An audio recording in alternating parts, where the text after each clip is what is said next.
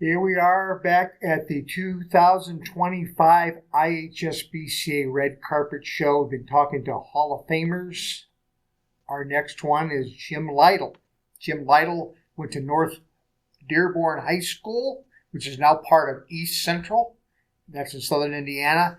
He scored a school record 1,072 career points in basketball, and the team was 57-13 with him on it with 3 sectional titles. He was good enough that he played basketball and baseball at Florida State University. I think that's why he went there, because they were going to allow him to do both of those things. And he was also an All-American. He signed with the New York Yankees. He was in the first round of the 1965 amateur draft. I think that's the second draft that MLB draft that there was under the current format. Made his major league debut at the Yankees in '69. Was traded to the White Sox in '71, and he played with them through '74. Was with the Expos and for 4 years, and then the Dodgers. And then he had the unique experience of being with the Hiroshima Toyo Carp in Japan, and they won 2 titles when he was there. So he had quite a career. What is it like to play in Japan? What was it like to play in Japan in the 70s and the 80s? A lot different than playing here. Differences were, we had a 130-game schedule. We practiced or played travel days, off days. We were at the ballpark. We would fly in or train in from Tokyo and then go to the ballpark and practice every day. And the rain-out games were made up at the end of the season. We had one year Charlie Manuel was, I forget which team he was with at that time. He was with a couple of different teams. Their team got rained out like 15 times during the season. And we were in the Japan World Series, and to make up those games at the end of the season, like I said, well, they won't play them during the Japan Series. They play them after the Japan Series. So they wanted Charlie to stay there, not play for the time that we were in the Japan Series, and then make up the games for the next 2 or 3 weeks, whatever it was going to take them. And that is odd. Maybe they went the money that's made for playing those games. It was probably money, but they told him it was for statistics. Oh, so everybody plays 130 games. Everybody plays, or at least has that opportunity to play 130 games. The ball strike count was instead of 3-2, it's 2-3 over there. We played with a time clock. The games were all over at 9:30 because the trains quit running at 9. Well, the express trains quit running at 9:30. So it was a tie. It was a tie. It was a tie, and so we ended the season, I think, with like 13 ties. The first year I was over there, I didn't know that we tied games. The game was tied. It was 9:30.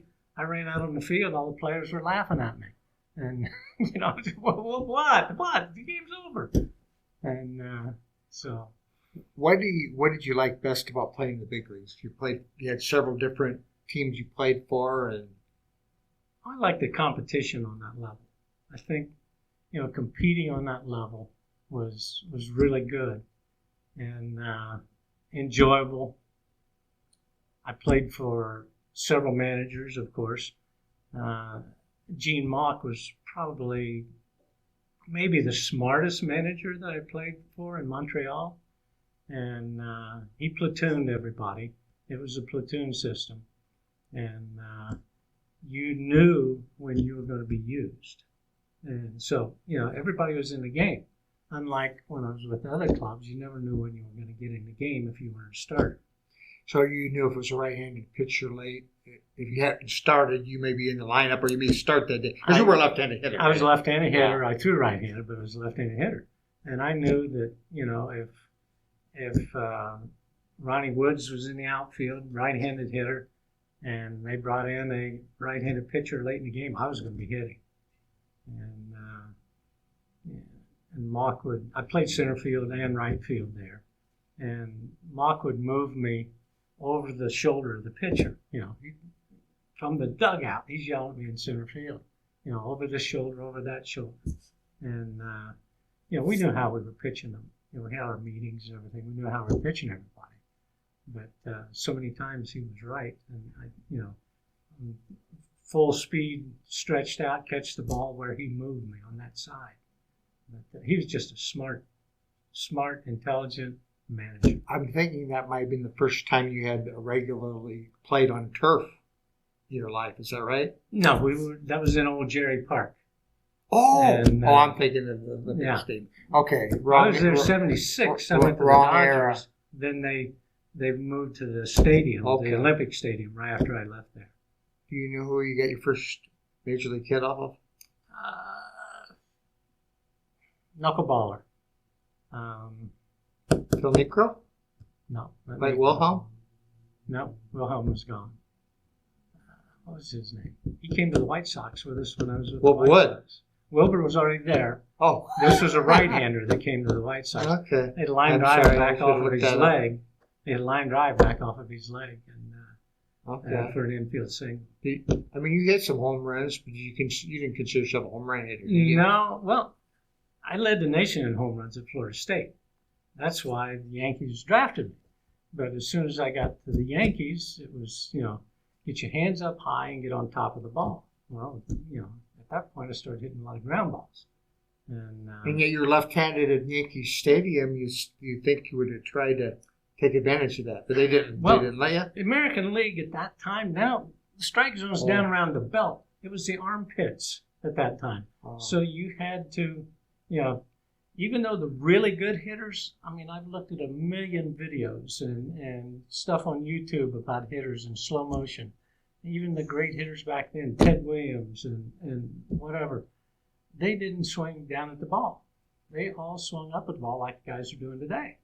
And all your guys that hit... They just didn't call it launch angle and such. No, we didn't. I didn't know what that word was until a couple of years ago. Well, I think everybody has a launch angle and always has had. They just put a term on it. Yeah.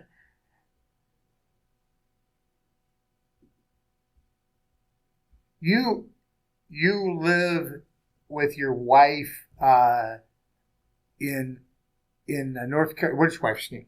Maryland. You live in North Carolina in Boca Raton, so at this time of the year, it's in Boca Raton. Boca Raton, yeah, we're down there. What is your relationship with baseball now? Do you watch a lot of baseball? Do you go to baseball games? I've been coaching recently. My grandson's in middle school baseball. In the past, I have coached college, two different colleges there in Boca Raton, American Legion and that. Do you take lessons that you learned from when you were playing, or has the game changed a lot since then? It's changed in some ways, but the fundamentals are the fundamentals. That hitting is one of the toughest things to teach. I think you can teach them how to play defense, how to cut off some relays, and all that's pretty simple. But hitting is one of the toughest things to teach, because you go on the internet, you go to this coach, you go to that coach, they've all got different philosophies. And when I was coaching at Florida Atlantic, I was a hitting outfield coach. We had kids that come in, in high school and travel ball, they hit 500. And they come in and at the end of football practice, they're hitting, 200, 220. And wouldn't listen to a word you said because they've always hit 500. But they get to college and you got the best of the best. And you got guys with stuff and breaking balls and things they never saw at high school level. Right. So.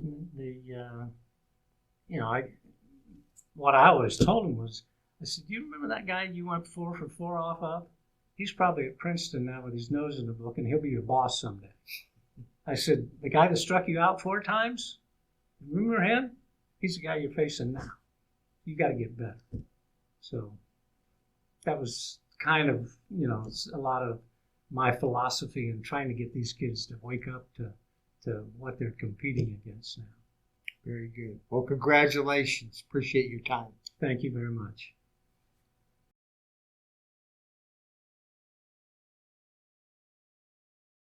Is a North Dearborn High School graduate where he excelled in 4 sports. He left and remained the school's all-time leading scorer in basketball with 1,072 points. He made his major league debut with the New York Yankees in 1969. He hit .310 in 82 games in 1970. He played with the White Sox, he played with the Expos, he played with the Dodgers. Jim played 6 seasons in Japan, including winning the 1980 Japanese World Series MVP. How awesome is that?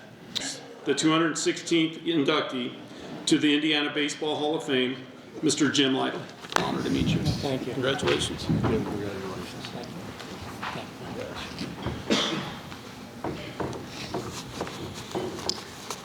Well, he just gave most of my speech, so,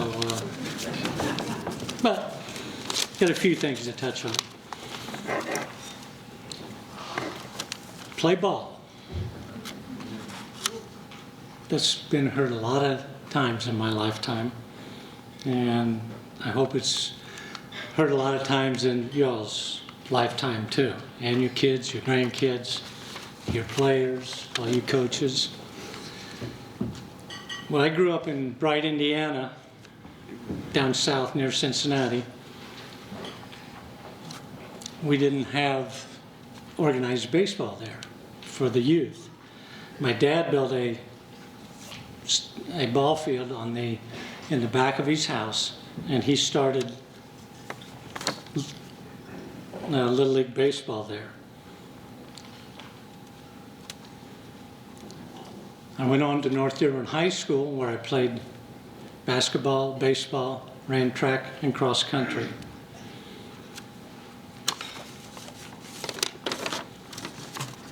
My senior year, I was offered numerous scholarships to play basketball. Florida State approached me and offered me a basketball scholarship if I would also play baseball. So that's where I ended up going to college. My sophomore year at Florida State, we were ranked number 2 in the nation.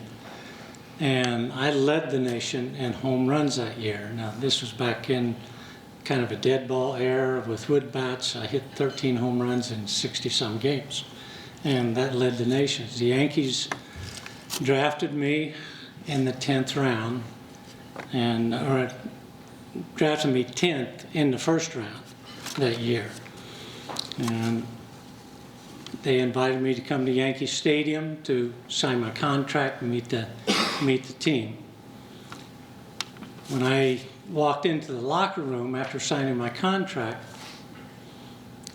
they turned me over to Pete Sheehy, who had been the clubhouse manager since Babe Ruth was there.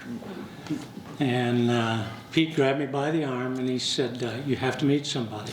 He took me over to Mickey Mantle's locker.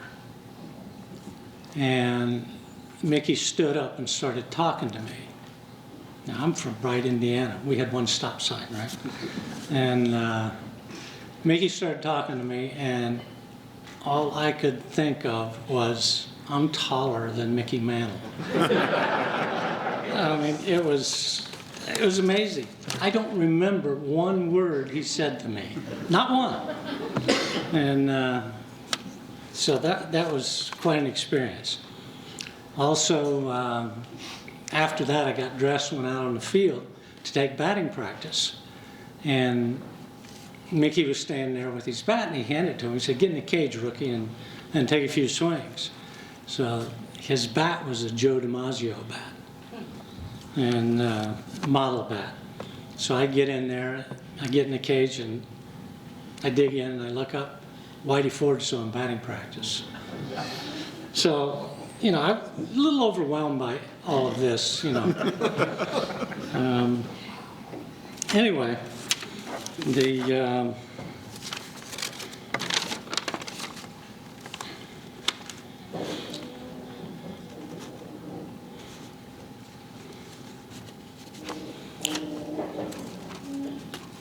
later in my career, I faced Jim Palmer. Jim Palmer was a good pitcher for Baltimore. I went 2 for 3 off of him. And he saw me coming on the field 2 weeks later in Baltimore, and I said, "Are you pitching today?" And he asked me, "Are you playing today?" I said, "Yeah, I am." And the first at bat, I doubled. And he turned around and looked at me standing on the rubber and shook his head like, "I can't believe I can't get out a 250 hitter." But,